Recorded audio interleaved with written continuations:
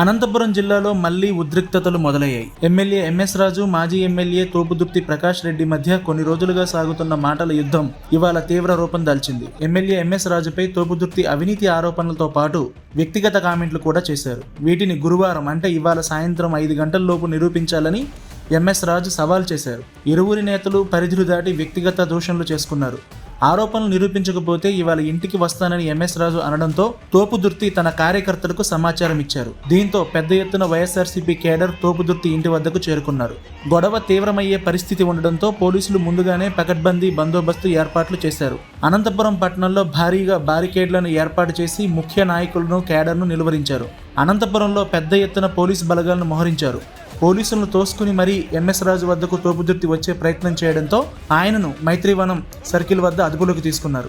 కొన్ని రోజుల కిందట తాడిపత్రి వైపు నుంచి వస్తుండగా తోపుదుర్తి వైపు ఓ లారీ దూసుకుని వచ్చింది. అది తనపై టీడీపీ నేతలు చేయించిన హత్యా ప్రయత్నమని తోపుదుర్తి ఆరోపించడంతో రెండు వర్గాల మధ్య గొడవలు రేగాయి.